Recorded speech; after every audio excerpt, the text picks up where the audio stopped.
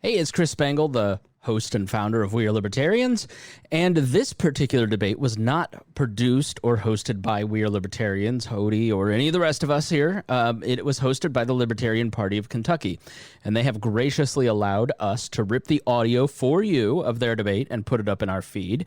And we have some exciting news. There was an issue, and the person that was producing the debates for the Libertarian Party of Kentucky was not able to do it anymore, and so they reached out to We Are Libertarians to help provide some tech support. So on Saturday, May 16th at 8 p.m., We Are Libertarians, the Libertarian Party of Kentucky, the Libertarian Party of Missouri, and Reason Magazine will be co-sponsoring a debate at 8 p.m., and it will be hosted on all of our social medias. So you can go to Reason or We Are Libertarians Facebook page and watch it there. You can watch it on YouTube. I believe it'll be on the LP National YouTube. So we'll see. But you can check all that out on Saturday night. It will be moderated by Matt Welch of Reason. And the candidates participating will be Adam Kokesh, Joe Jorgensen, Justin Amash, Jacob Hornberger, and Judge Jim Gray. We will also be providing tech support and co-sponsoring the debates on Tuesday night. I think it is 7 or 8 p.m. I probably should have looked this up before I did the promo for the vice presidential candidates, and then Wednesday night for the presidential candidates again for a smaller amount as chosen by delegates. So please tune in. We will also put those the audio of those here for you to catch up.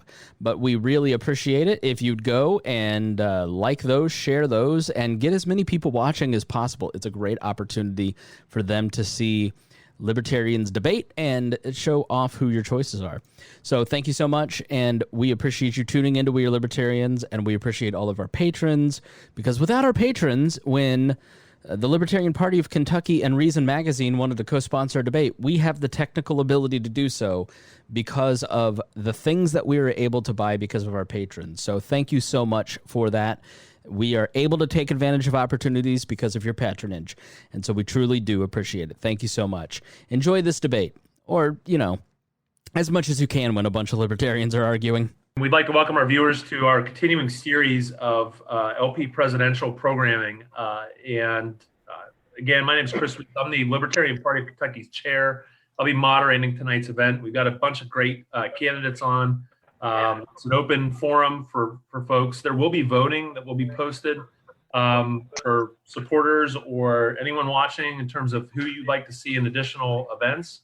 That'll be up towards a little bit later this evening. So the forum tonight, I've got an introductory question that I'm going to be asking each of the candidates. There'll be 3 minutes to answer. I've also got a second question. There'll be 2 minutes to answer, and then I'll allow each candidate another 2 minutes to close. And so that'll be tonight's forum, and we'll go ahead and get started if I can. Here's the general softball question for everyone. Why don't you tell us about yourself, your candidacy, why you're running, and just introduce yourself to the viewers of our program tonight. We'll go ahead and we'll start. I'm just going to start kind of how I view this. Actually, I'm going to do it based on how everybody's listed on the right there. Mr. Kokesh, why don't you go first? So I'm getting a little interference on the audio. This is a 3-minute introduction, correct? It is. If we could have everybody mute until it's your turn, that would be really helpful. If everybody could just click mute until we call on you. That way we're not getting any feedback or background noise, if everybody doesn't mind. The mute's on the bottom left. If we can get everybody to mute other than Mr. Kokesh, that'd be really helpful. And 1 second, Adam. Your time is...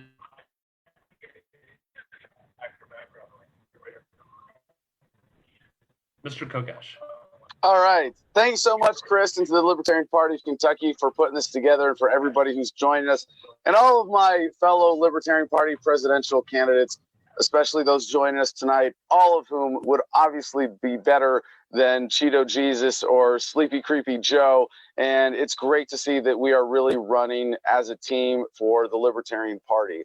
I think for too long, we have been playing their game, the old party's game of being socially liberal, fiscally conservative. We are neither of these things. We are socially libertarian and fiscally libertarian. And when we play their game, we inherently lose every single time. When we play their game of who should be president, who should support this system, we're not thinking enough outside the box in a libertarian way to say, do we need a president? Do we need a centralized, coercive, authoritative government? I say no. And I think this platform that we've developed based on libertarian principles of localization of government, of taking the federal government through a bankruptcy process that leaves us with up to 50 independent states and up to 562 sovereign native nations, is not only the only possible principled libertarian presidential platform, but it's also the best way that we can unite people around libertarian principles. In a lot of states, secession is already polling over 25%, better than any libertarian presidential candidate ever has. If we make libertarianism about localization, decentralization, the way Larry Sharpe says it, I think is brilliant. You can be as liberal or as conservative as you want, as long as you don't force it on anybody else. Let's make that a reality. So I came to this conclusion and came to run from a conversation that happened at Bilderberg in 2012. Don't worry, I wasn't there as an attendee. I was there as a journalist on the outside, and I got to meet Jason Burmis, the original Info Warrior, and Alex Jones. And he challenged me to say, well, what would you do if you were president? And what do you mean? I would quit, go home, and get a real job. Nobody should have this power over other human beings. If you give me the ring of power, I will throw it directly into the fire. And my background is from primarily being in the United States Marine Corps for 6.5 years as a reservist with 3 years of active duty time, one combat tour in Fallujah in 2004 that led me to join Iraq Veterans Against the War and become a much more passionate anti-war and especially anti-militarism libertarian. We can unite people if we can be the principled anti-war party. We can unite people if we can make our message about localization, if we can make it about everybody gets what they want. And that's what localization is. It's the everybody gets what they want strategy. When government is localized down to the community level, it's customized, it's transparent, it's accountable, based on your values, set up to meet your needs. Let's give people what they want and win. The next speaker, Andy Williams Jr. Mr. Williams.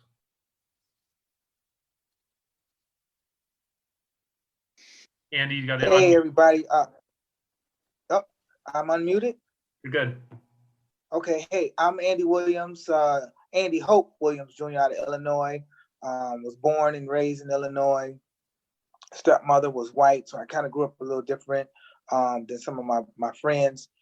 Got involved in the path of what I call discovery, got involved in gangs, drugs, prison, wind up turning my life on a righteous path, and had been working in the community, just doing great things, trying to help the people out. And a year ago today is when I decided to run for president. And one of the reasons, the main reasons I decided to run for president, because a lot of people in my race are always complaining about the problem, but they're not stepping up to be a solution. They're not looking at opportunities of serving and just being a change. And one of the biggest things on the campaign trail for me is the 1994 crime bill, which had affected my generation the most. And when I looked at the voting record out of Illinois, every Democrat voted yes, and every Republican voted no. And out of Illinois, you know, it's a big blue state. So many people are still voting Democrat just on the label. And coming across Libertarian, the platform is what my people have always been asking for: liberty, freedom, justice, decriminalization of drugs, just the freedom of choice. And so in the campaign, I am what I consider freedom of choice, the freedom man. And it's time for a new generation. There's no more time to be making excuses about who's not doing what. Can I get a handout? Please help me. It's time for us to rise up and be the change we want to see in this world, be the solution, and it has to be done by any means necessary. And a lot of times people are saying, well, what are you going to do for the Black people? What are you going to do for any different? Well, I'll tell you what makes me different. I have a track. I own a patent. I've created jobs. I do some painting. I work with all ex-offenders. When I was arrested, the chief of police, he wasn't the chief of police, but he became the chief of police. Him and I have worked together. And at the current moment that I'm aware of, I filed a suit against Illinois Governor Pritzker and Donald Trump on April 13th about my freedom and my liberty. Last Monday on the 27th, I filed another civil suit against the city of Aurora, which is my hometown, for discrimination. Because for liberty, for me, is showing by example. What I saw is that the Department of Justice is the best law firm that a person could have. I saw on February 12, 2017, the Department of Justice sued the city of Baltimore and the mayor and the city council. That's what I feel we need to do to have for accountability. Because as long as we keep talking about the problem and not stepping up, defending and representing liberty, we'll just be another, politician, another party. And I think for the Libertarian Party to move forward, specifically around the Black vote and the voting rights and stuff like that, we need to start filing suits, the Libertarian Party, on behalf of the people that we're trying to represent. And that would bring our party to a new level. It would show us that we're serious about our liberty, we're serious about people's freedoms, and we're serious about people's rights. So that's me, the hood candidate. The next speaker will be Mr. Vohra. Mr. Vohra? My name is Arvin Vohra, and I'm running for president to end the welfare state and end the income tax. I believe in ending all parts of the welfare state: government schools, Medicare, Medicaid, and every other thing that is specifically designed to keep people dependent on government. On my first day, I've pledged to pardon Julian Assange, Edward Snowden, Ross Ulbricht, and every single nonviolent drug user, seller, or trafficker, followed by anyone in jail who's just there for a weapon possession charge, a cryptocurrency charge, or a sex work charge. All right. The nominee, the 2020 nominee, is going to need to make a choice between fighting for libertarian principles and pandering to statist culture. Here's my view. Our culture, this culture, has produced this government. And if we knock down this exact government today, if we got that ANCAP dream knocking down this government today, then this culture would recreate this exact government tomorrow. In 2019, we saw that with a partial government shutdown. Voters, not politicians, voters on both Democrats, both the Democrat and Republican side, clamored to bring back that tiny little bit of government that we lost. I believe that libertarianism cannot be fit into a statist paradigm. I believe that it's a fool's errand to try to warp our beautiful philosophy into a small box that it was never designed for. I want to read a few things to you. That might be some kind of expansion of a Medicaid-style system or something like that that's handled at the state level and gives people the assurance that when things aren't going well for them and they need some health care and they don't have the insurance to cover it, there will be someone to cover it. But when you do things like that, it needs to be understood that the government will have to make decisions about what's covered and what's not. Ladies and gentlemen, that was not written by Barack Obama. That was a quote from Justin Amash in Reason magazine. The most libertarian audience you can get, the most libertarian journalism you can possibly get, and that's what he did with it. Justin Amash has also voted to increase funding for government schools. The Ron Paul Institute said of one of his recent 10-minute interviews that in 10 minutes of media time, he didn't say one single libertarian thing. That is not the nominee that we need. We need somebody that will fight to end government, who will fight against the state's sacred cows, who will fight against statist culture, who will fight to bring back complete, true, absolute liberty to America. And I am that candidate. To learn more about me, please visit votevohra.com. Mr. Vohra. Our next candidate will be Eric Gerhardt. Eric?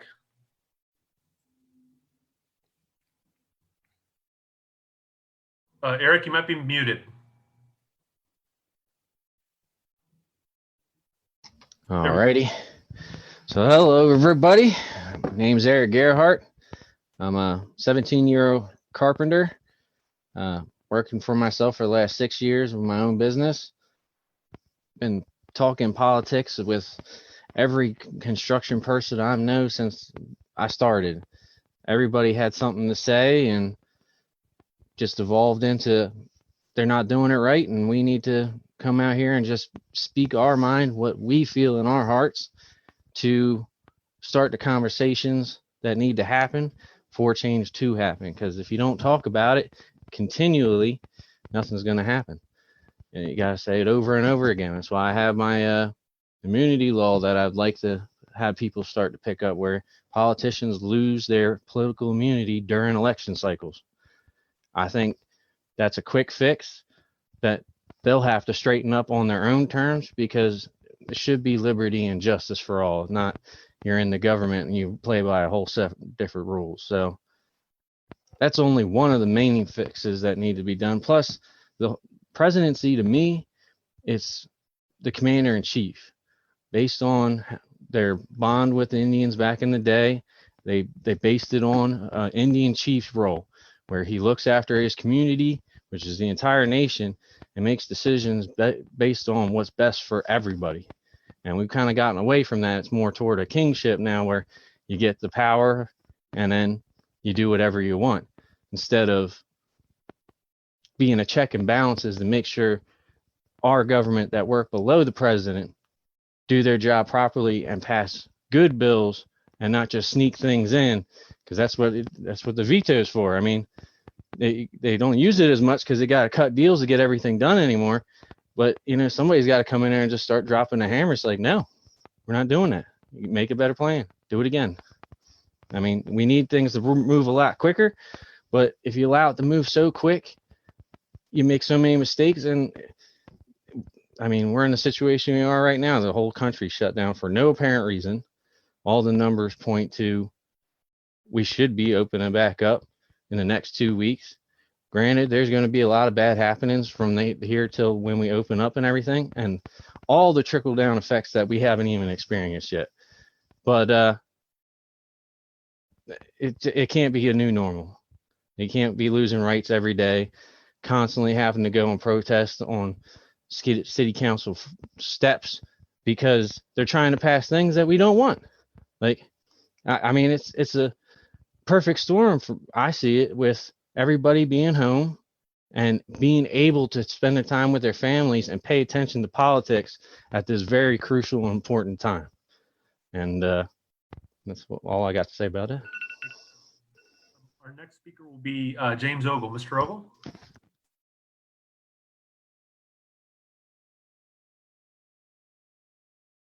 Here, okay.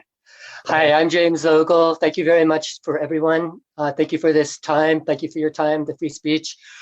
I was born in Alabama and went to several colleges, including the Art Institute of Chicago. I studied art and architecture, University of Oregon.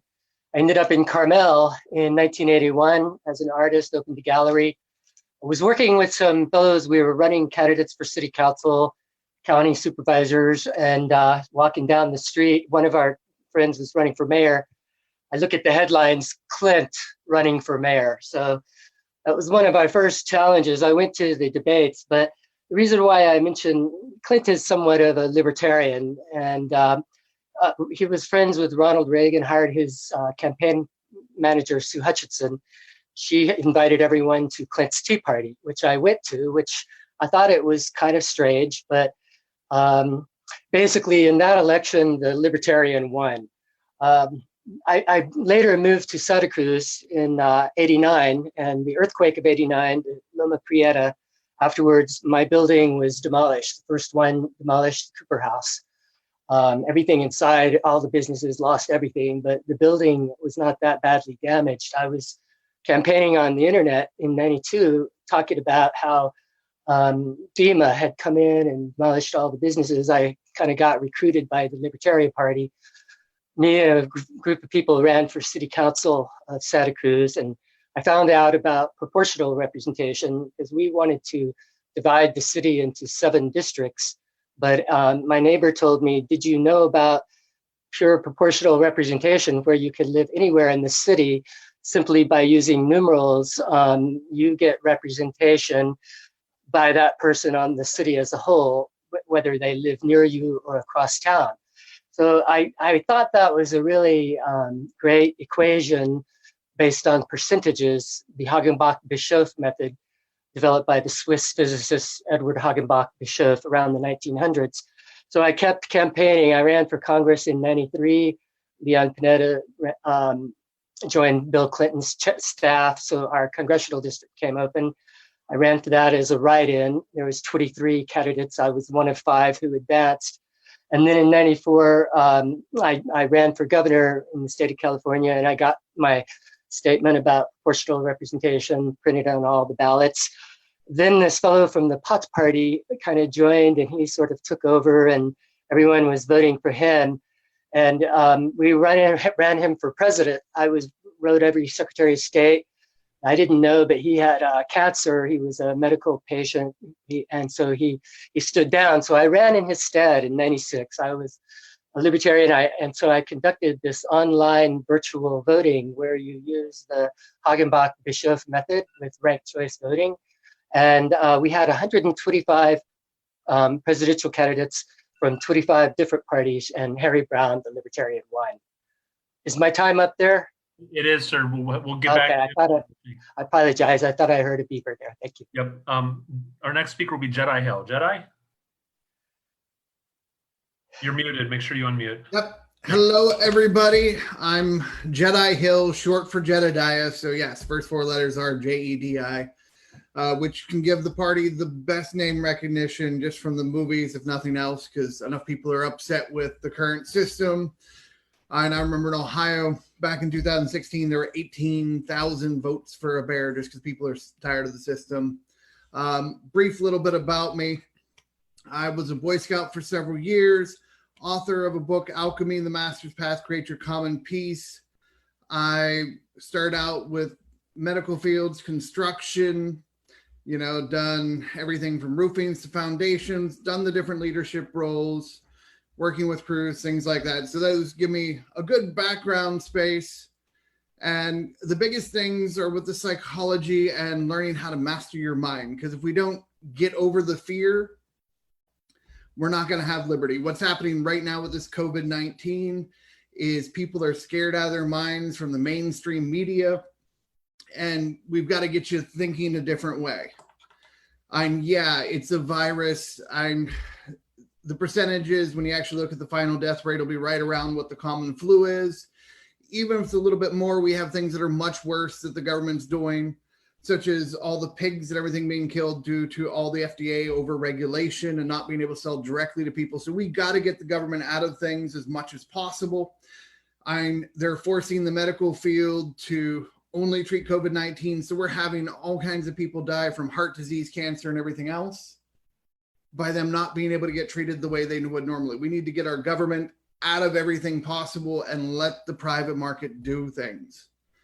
And for me, there's just a few small areas to focus on. My big one's a World Harmony Treaty. And we get that, where trade doesn't flow, bullets go. So we got to focus more on trade and working with the other countries so we can all help each other out. We can all grow and have harmony.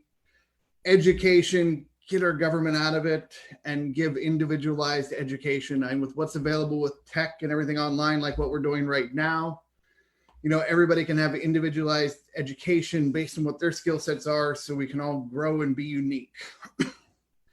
I mentioned the healthcare briefly. And like I said, I started out with massage, started with osteopaths, chiropractors, the psychology. So I've got to see the healthcare from all different angles, worked in hospitals, and it's really just sick care. And it's because of the pharmaceutical industries controlling the colleges and having the monopolies through government. So we got to get that out so we can lower the prices and give people more options for their healthcare. Fix our food supply, get the government out of the food supply and stop paying people to plow their vegetables back under the ground. We have more than enough resources for everybody if we let the free economy move it around. And on the... Oh. Thank you. Thank you, sir. We will get back to you guys. Kenneth Blevins. Mr. Blevins, make sure you unmute yourself. All right, I'm Kenneth Blevins. I've been a welder and pipe fitter for about 16, 17, 18 years. I've actually, my father was a welder and pipe fitter, my grandfather. So I've pretty much grown up in that field with all these construction workers and blue collar workers, and that's who I am. I'm not a politician. I've never claimed to be. I don't want to be. But what I do want is to help my country out and to help the people I work with out, because it's people like us, the construction workers, the retail workers, the farmers. That's what keeps this country going. It's not the big wigs up there in Washington. It's not the people in New York that are just funneling money here and there. It's the people who actually produce. So that's who I'm working for. And I have a background in athletic training, which is the assessment, prevention, and treatment of athletic injury. And using what I've known from that, it applies to government too. I mean, we can look at the history and where we went wrong and how we can fix that and work that in there. My biggest issue right now is, we've had the two-party system for so long that's all anybody knows, and we have to really work to get the word out that there's a better way. You don't have to vote left or right. The third party is a valid option because it's the right option. It gives you the most freedom, and it limits the size of government and give you the power. And a lot of these other guys have already touched on it. Localization, reducing the size of government, reducing the cost of medical care, all of this stuff. And like I said, and localization is actually something that's very constitutional. One of the jobs of the president is to, protect the Constitution, obey and protect the Constitution. And if you look at the 10th Amendment, it gives the power to the states that aren't in the Constitution and aren't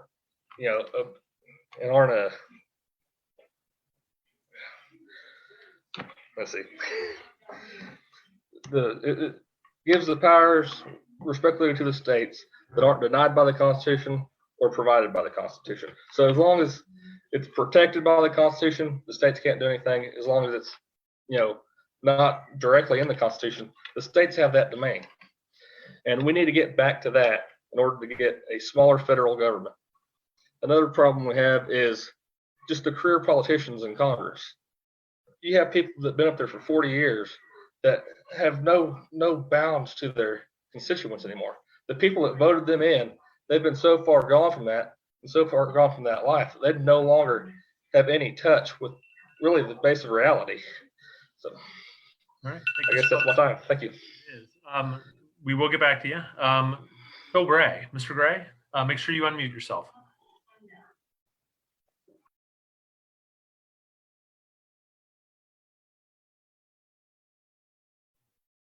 Phil, make sure you unmute yourself.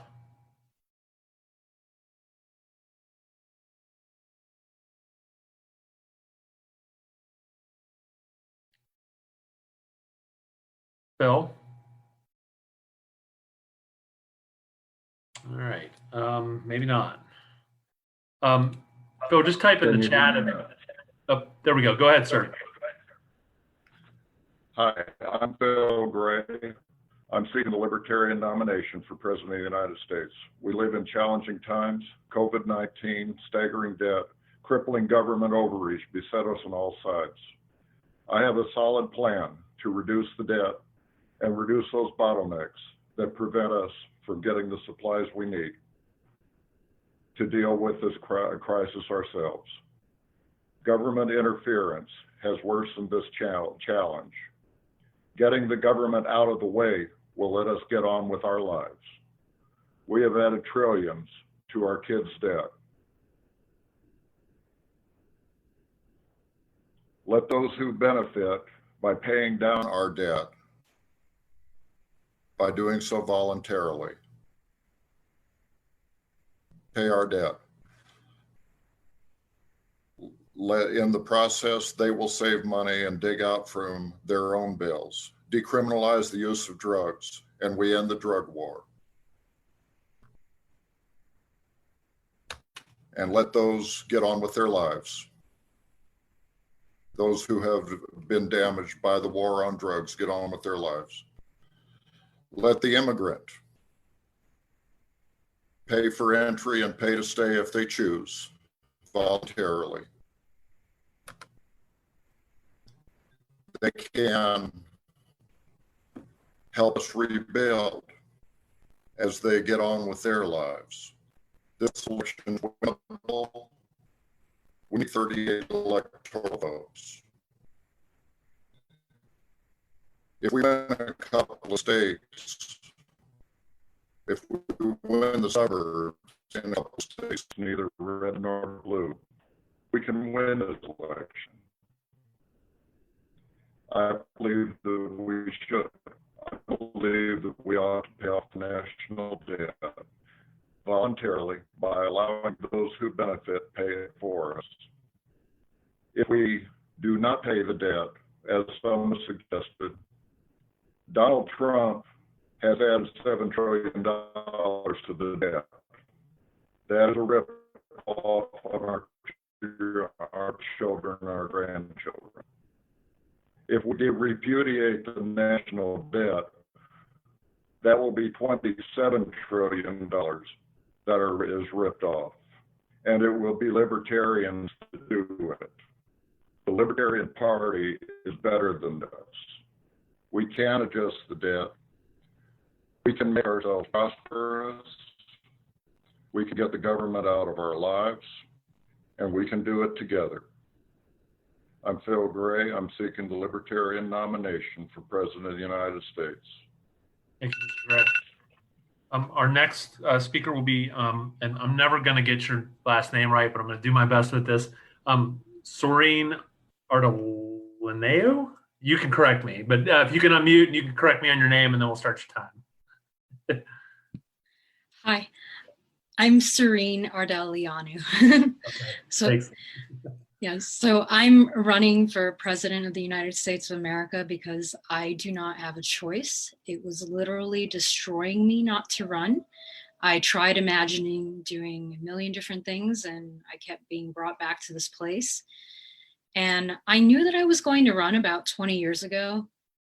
See, I'm the only child of a couple immigrant parents. My father was from Romania, where he defected in the 70s for religious freedom. And my mother was from Russia, where she was able to leave in the 70s as well for religious freedom.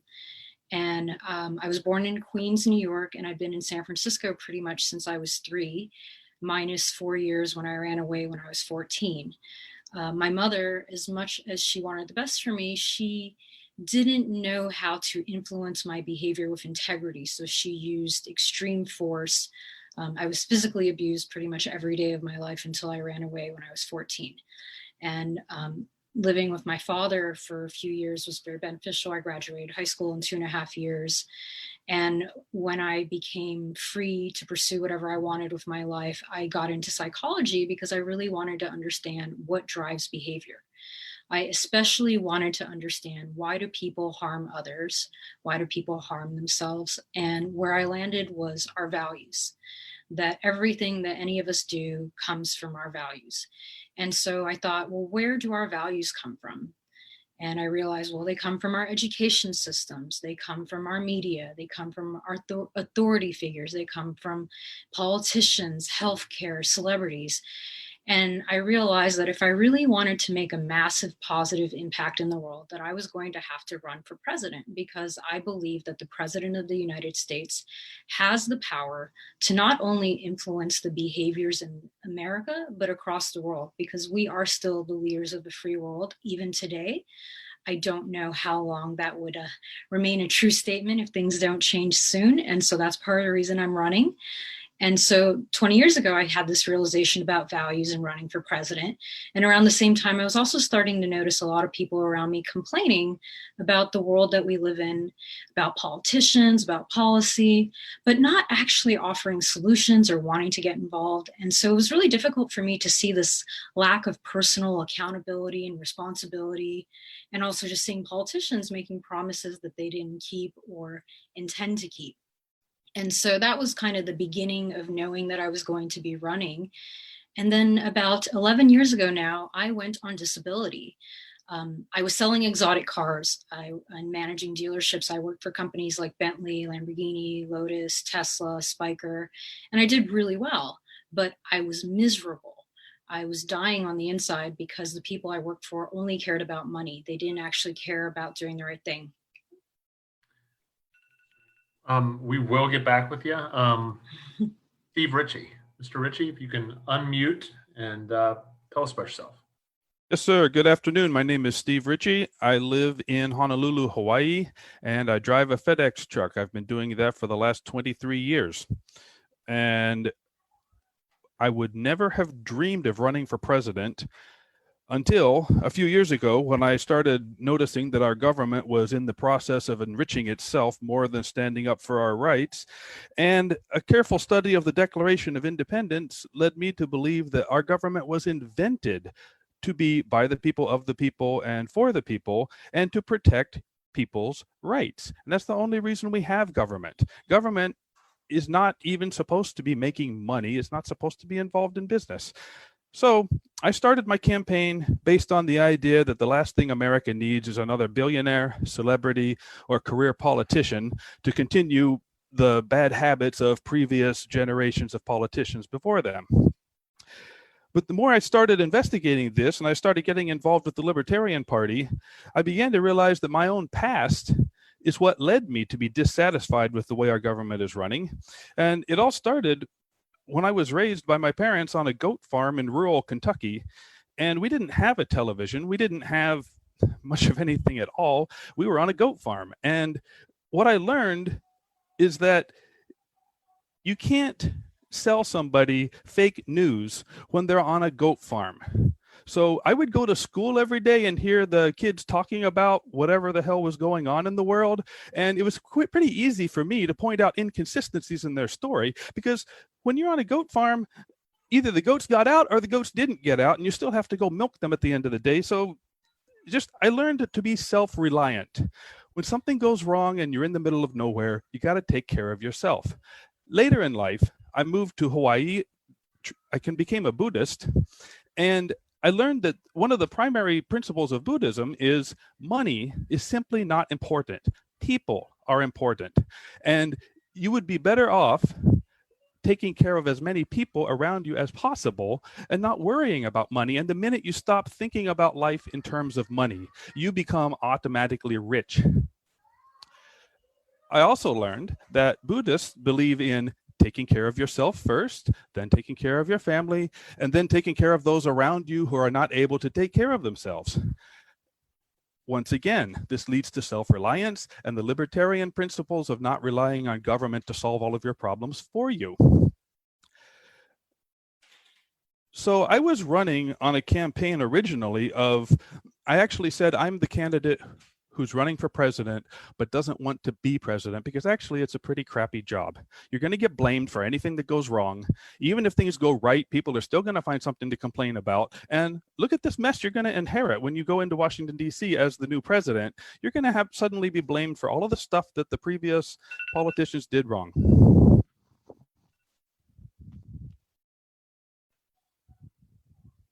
All right, we're going to finish with our last question. It's a combined question, kind of a closing argument if you want to turn it into that. But this is really a chance for you to pitch your candidacy, what you've done to date with your race, and there's going to be a poll at the end of this. Why the folks watching should vote to hear from you guys. Again, this is kind of your pitch to the folks that are watching, and we'll go ahead and start with Mr. Kokesh. Mr. Kokesh. 3 minutes, sir. All right. Thank you, Chris. Thank you so much. And to all my fellow candidates joining us today. Again, one of the challenges that we face in 2020 as the Libertarian Party in differentiating ourselves is making sure that we're offering a real alternative to the American people.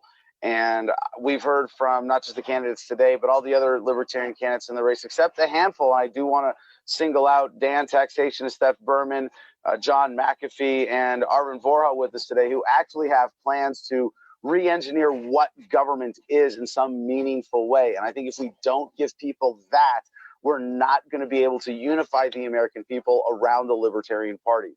What I'm offering with localization, I've heard a couple other candidates mention it, and nobody's for centralization. Nobody's for a central authority that's violent and coercive. And yet all of these people who are running for president are running to maintain it.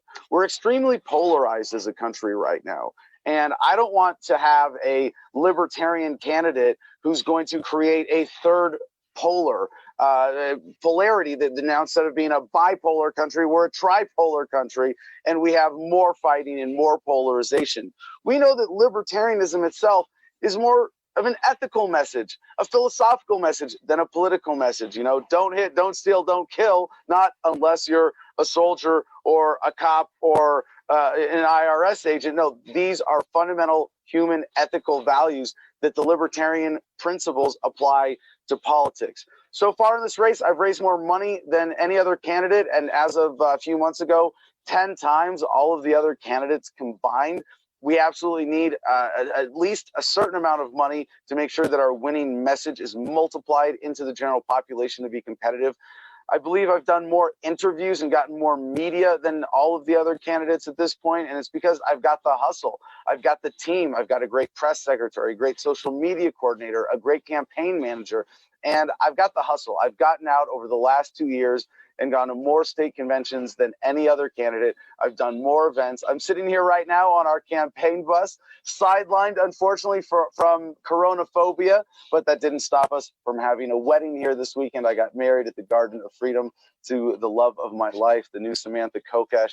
I've got 4 businesses that I run that really signify what it means to be a libertarian. I've got my media with Adam versus the Man.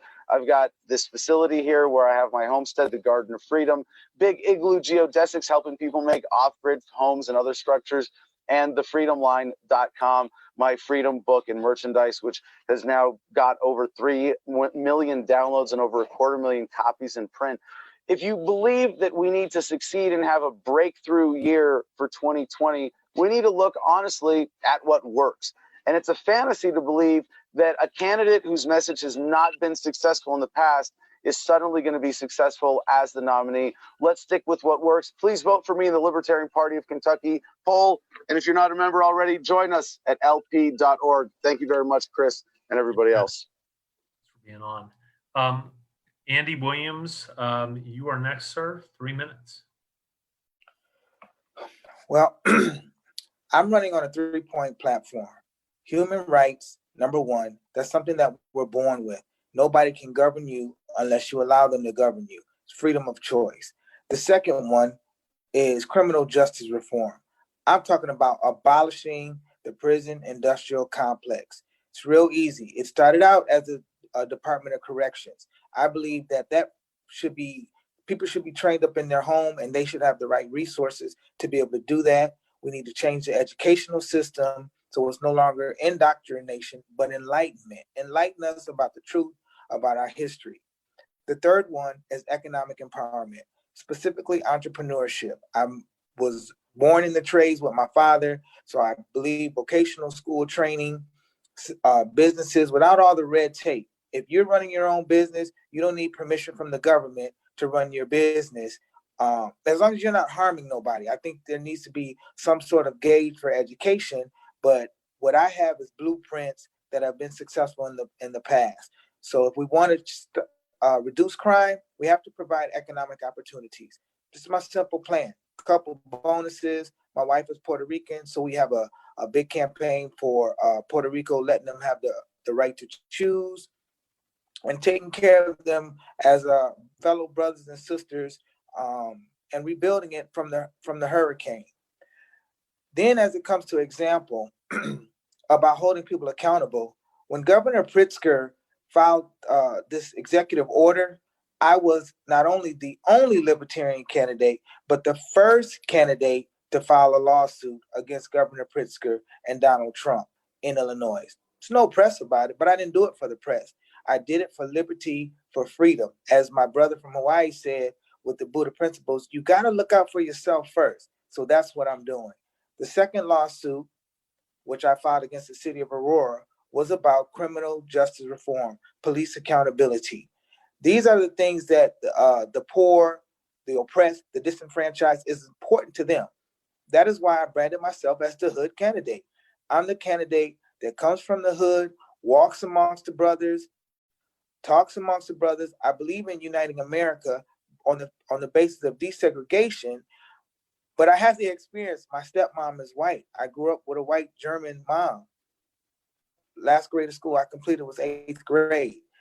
It's what she instilled on me as a youth, as a young man, that gave me the education. And I believe that education is what has kept me, what has allowed me to have the confidence in myself from seeing my father being a business owner, to believe that I can do whatever I want to do. When it comes to leading the United States of America, it's not about leading from a position of authority. It's about a position of servanthood. Thank you. Thank you, Mr. Williams. Mr. Vohra, the time is yours. Arvin, make sure you unmute. Make sure you unmute. Okay. All right, there we go. All right. Adam Kokesh is definitely right about one thing, which is that libertarianism is more than just a political issue. It's more than just a politician's way of approaching political problems. It is something deeper than that. It's a lifestyle. It's a way of thinking. And for me, libertarianism has been something that has been run through my entire life. It is part of why I'm an entrepreneur. It's part of why I believe in taking on the role of helping the community as something that needs to be done voluntarily, not coercively. Like Adam, I've had a decent amount of major media. Adam has had more, there's no question about that. But I do believe that I can hold my own in a major media interview. In a 5-minute interview, I promise you this, I will talk more about major cuts to government than Justin Amash will talk about in a 10-minute interview or a 20-minute interview or a 10-month interview for that matter. One of the major things that I've done recently to echo my dedication to making sure that libertarianism is something that we can do by individual choice is something called the AP Homeschool Project. That's a combination of workers from my campaign staff and my business creating something for the community, something that will allow anyone who's willing to do the morally right thing in education to also be doing the educational best thing for their children. But to me, the most important part of libertarianism comes down to this question of strategy. I, like many of you, have never really known the strategically right answer. No one would have known that someone like Trump would have been the strategically right candidate, even though he was, as we can see after the fact. But I can tell you this, I've always known what the right thing to do is. And to me, the right thing to do right now to fight the culture war we need to in libertarianism is to speak clearly and unambiguously. Adam is somebody that I respect a lot, and Adam, you know that. And yet, the emphasis on localization, I believe that's too ambiguous. Because when you say end the federal government, people get that. When you say localization, it's easy to misinterpret. And the one thing I promise you is nothing I say is going to be easy to misinterpret. I will absolutely be talking about things in the clearest, most brazen, most unapologetic way possible. When I talk about leaving NATO, shutting down foreign military bases, bringing the troops home, people know exactly what we're talking about. When I talk about ending the war on drugs by pardoning everyone, people know exactly what I mean. Abolishing government schools, people know exactly what I'm trying to cut. I want to close this by asking a question to Justin Amash or any of his campaign that's listening. I've been going through your websites, you're on the issues pages, and I still cannot figure out what part of government you want to cut. I don't know if you want to cut anything at all. I know what Adam wants to cut the whole thing. I know what a lot of other candidates want to cut as well. But what are you actually trying to cut? I think we need an answer to that question, and I hope to get a chance to debate you to make you answer it. Mr. Vohra. Mr. Gerhardt, the time is yours. All right, thank you. Well, my basis is for education. It's first and foremost that we educate our youth properly, whether it be life skills so that they can survive on their own through business management, where we get rid of the high level academics in schools so that they don't, if they're not going to go to college because they know they can't afford it, they made that choice already or don't have that choice, they get something they can use. Business management as a high level math instead. Like I said, shop classes, like a tradesman myself, like people learn better with their hands on, and we need to bring back home ec and all that stuff so that the creativity of a child can come out on its own. They find what they like to do. I didn't go to college for the simple fact I had no clue what degree I want to get. I wasn't going to waste my money on some degree just to go. So I picked up a trade, been mastering it myself. Now I'm moving on to something else. Granted, I have no chance this time, but you know, all the experience I've gained from coming out and meeting some people, facing my personal fears of my social anxieties, this isn't too bad. When I go in front of a couple hundred people, I get all choked up and knots in my stomach. It's something I have to face myself, and I'm challenging myself to be a better man every day. And I want everybody out there to do the same thing, even in their weakness, to know that they can be a better person just by trying. And through liberty and the stories of my teachers, which goes back to the way Indians used to teach their families, is through the stories of their ancestors. A lot of my teachers taught through stories from their teachers had taught them. And it's kind of more of a regional thing. I'm in Pennsylvania near Philadelphia, where Declaration of Independence was written. Stories have been passed down through generations to the schools where I went, and we need to continue that and expand that to other places so that it's not just your region's history where you get polarized to Democrat or Republican. You need to get the full picture of both sides, correct histories, so that you make the educated decision. And we wouldn't be in this situation if everybody actually knew enough history to make an informed decision. Multiple other things. I mean, I'm for guns. I'm for decriminalizing drugs. Rationally, of course. I mean, not just opening up the floodgates, because we got to regulate the FCC so that they don't just allow things to come out and put addictive properties into things again. Thank you. Gerhardt. Our next our next speaker will be Mr. Ogle. Mr. Ogle, your closing pitch. Sir, Okay, yeah, thank you. Back to limited voting as it applies to the Electoral College. When they wrote the U.S. Constitution, they gave all the electors 2 votes, 1 vote for president, 1 vote for vice president. That's called approval voting. Limited voting is when you have fewer votes than there are seats available. Since there's 2 seats, that would mean each elector should only have 1 vote. Now, if that would bring a 3-party system, so that when the 538 electors, first they vote for president, once one name attains 33.33 plus 1 vote, they are president. Then they don't get another vote. It's a new set who votes for vice president. Whoever gets 33.33% plus 1 vote is vice president. But if 1 vote switched to the loser, they would be the winner. That's how you get the 3-party system. Now, under the math of this Hagebach-Bischoff method, the Drupe quota, you could also calibrate and elect all 538 electors simultaneously with plenty of backups. So number 1 would be president, number 2 would be vice president, and you'd have plenty of backups. So that's what we're doing in California. We just elected a 538 electoral college using paper ballots. I have all the paper ballots here as proof, if you can see them. But I'd be happy to supply copies to everyone. And we also have almost 800 names, plenty of backups. We want to go to the 3,000 to 5,000 number of electors under George Washington's Article the First, where you would have 1 congressperson or 1 elector for every 50,000 voters. So you would have a much bigger Congress. Now, another thing, it's a unity of 100% of the people, because we give people it's about words and numerals on paper ballots.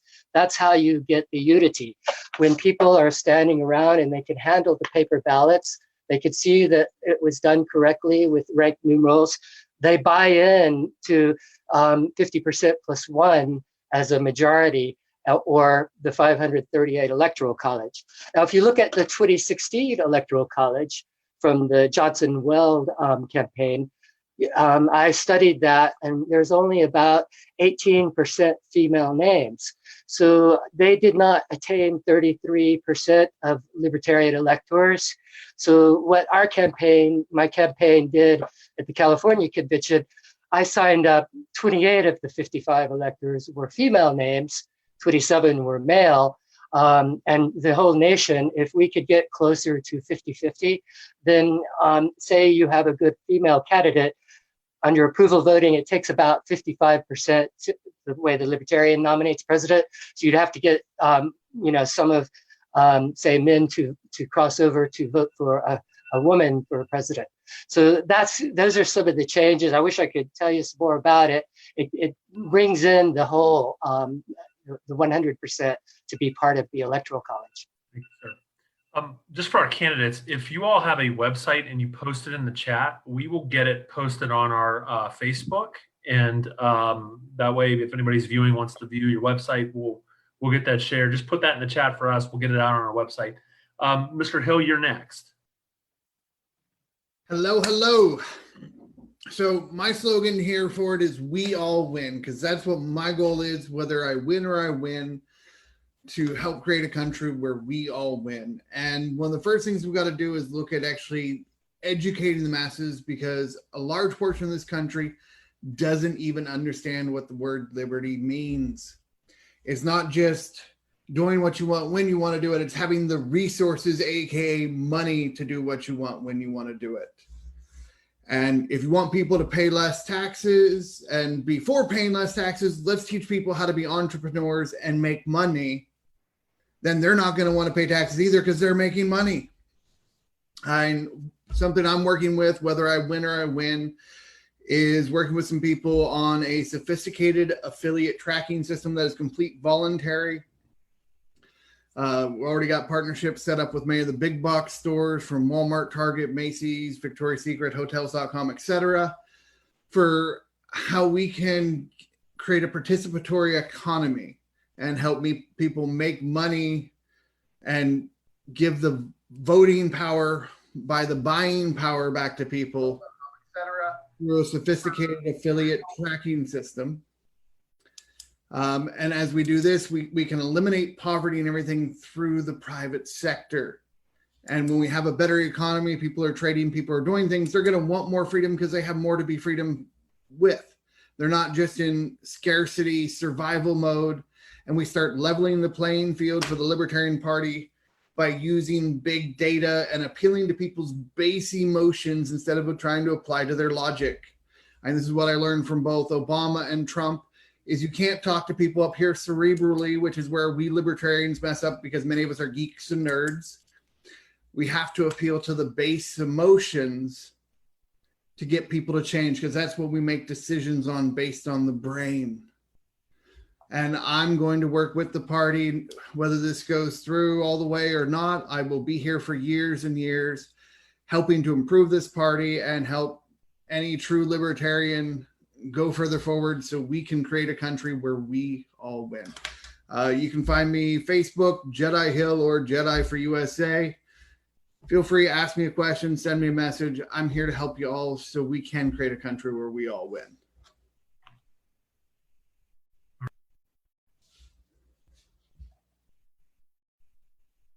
You're muted, Chris.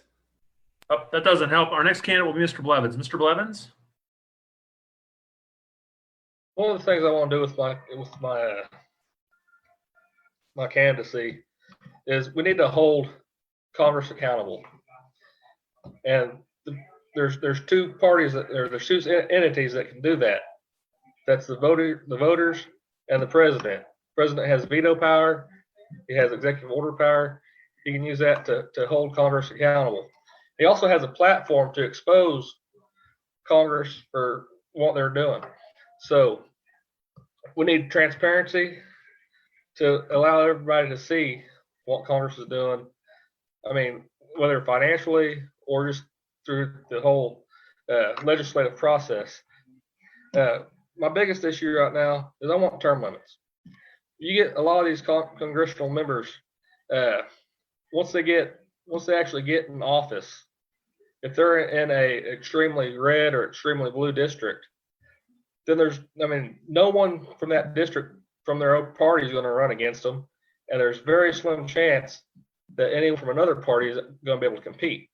Through term limits, we can actually open up those options for either a third party or even another not so in line candidate, that just steps party line to get in there and make a real change in the way that congressional members hold their office.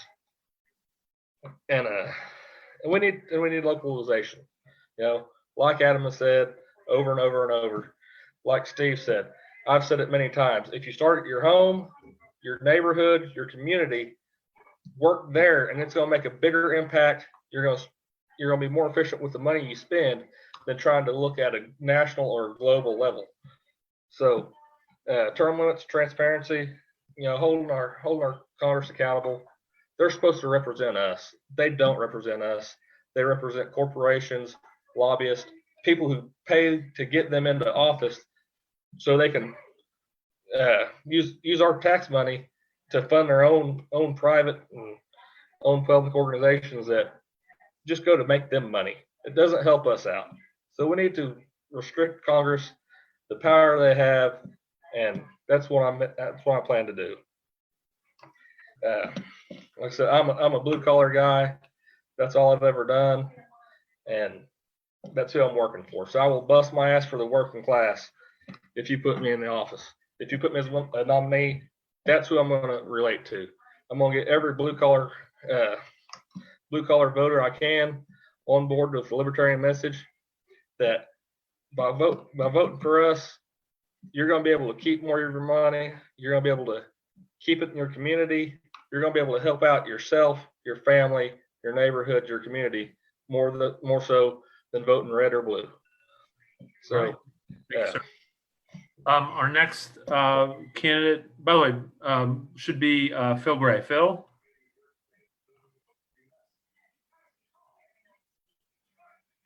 Phil, make sure you're off mute. I want to address a question that Arvin asked of Justin Amash. I cannot speak for Justin Amash. He is not here. I can speak for me, however. If we pay down the national debt, every dollar becomes available to loan or invest. We can replace all highway bills, all infrastructure bills, all foreign aid, all farm aid with loans. Repayment of those loans will reduce our national debt, and those funds will become available to others. We can replace our infrastructure, we can create jobs. Those jobs will not only balance the federal budget with those cuts, because all of those cuts will be trillions of dollars that we are not spending, but they will also create jobs with more revenue. And those jobs will reduce Medicaid, AFDC, food stamps, welfare, the poverty-based programs. Those monies can only be used for Social Security, Medicare, and to pay down the national debt. So there will be a massive chunk going to the national debt while shoring up those programs, and those monies become available to loan. Loan them internationally, loan them to poor nations so that they can do infrastructure repairs, so they can create jobs for their people, so that their people can become our customers. No one in history has ever warred on a freely trading partner. If you want to cut defense, we must spread prosperity worldwide. That prosperity will prosper us. We cannot lose. We will win. We will bring our troops home. We will end the drug war. We will do this by decriminalizing the use and leave it to the states how to license vendors. As we do that, we will end the need for the Drug Enforcement Administration, DEA. We can knock out the ABC, TABC. We can knock out the ATF. If we decriminalize the immigrant who has come here undocumented and allow them to invest in America in exchange for the right to remain, we can knock out the ICE. We can, between the drugs and immigration, we can limit the Border Patrol immensely. Thank you. And thank you, Kentucky. Thank you. Our next speaker is going to be Soreen. But Soreen, before I turn to you, we do have a link. It just got posted. lpky.org/forum, FORUM. Go ahead and join, and please feel free to poll. We will leave it open for about 5 minutes after the program ends as well. Soreen, your closing pitch, please. So obviously I've overcome a lot of adversity in my life, and I realized the reason that I felt called to run for president is because I have something to offer that no other candidate, any party does. And what that is a very deep understanding of what drives human behavior. So I went on with my studies, and I have education in psychology, psychiatry, especially in hypnosis, magnetism, conditioning. I also have heavy experience in healthcare, having overcome debilitating PTSD. I understand that people need different options. I understand that the current model doesn't work. I understand that the way that government is currently structured is we are not allowing people to reap the natural consequences of their actions. We are interfering. And so not only am I for a government that practices non-aggression, I'm for a government that practices non-interference. And that's exactly why I'm running with the Libertarian Party. Because of the way I was raised, I believe everybody deserves the right to do whatever fulfills them, as long as they're not causing harm to anybody else. It's really not my business. It's not the government's business what anybody else does, as long as they are fulfilled and not bothering anybody else. In my journey, the past almost 11 years now of doing my own thing, I've been able to heal myself. I've been able to figure out how life works. There is a law and order to the way the universe works. Nothing happens by chance. And the reason that I'm running as Libertarian as well is because the Libertarian platform is 100% complementary to natural laws.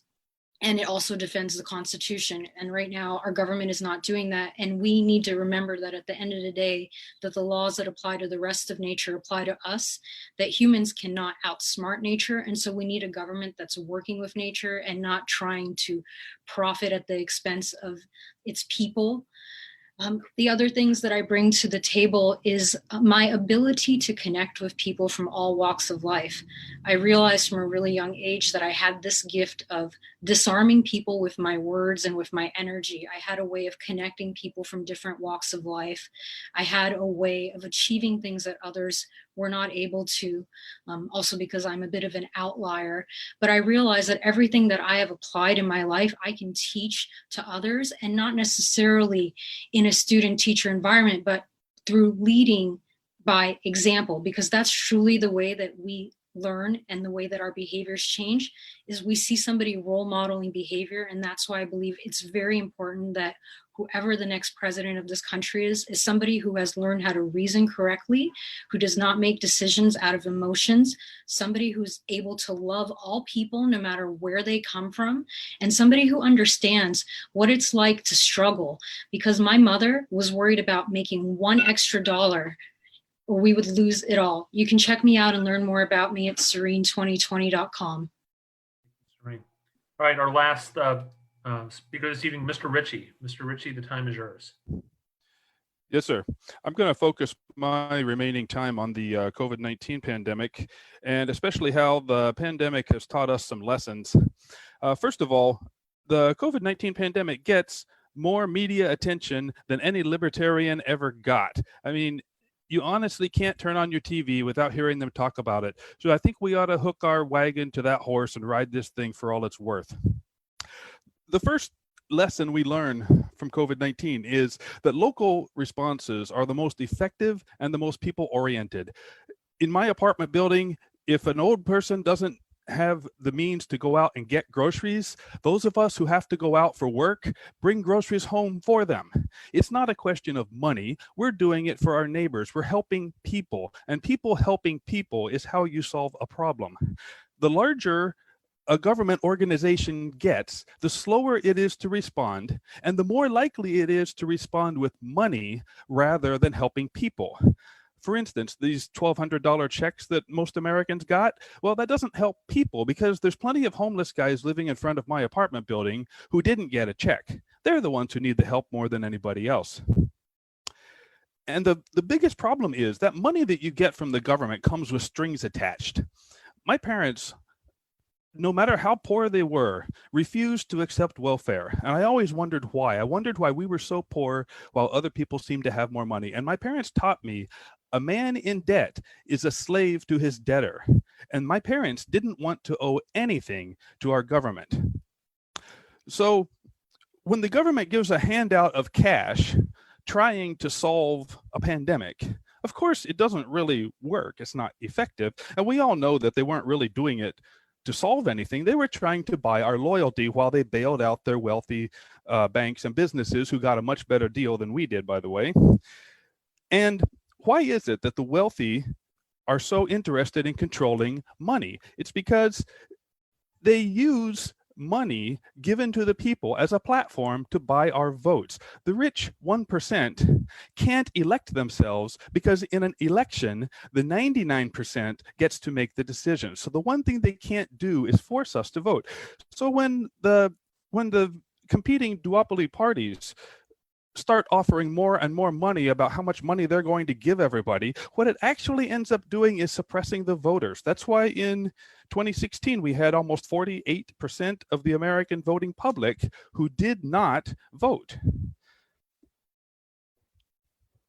Now, what we have is, when you talk about left and right, you got the Democrats on the left, the Republicans on the right, or should I do this backwards for you guys? Anyway.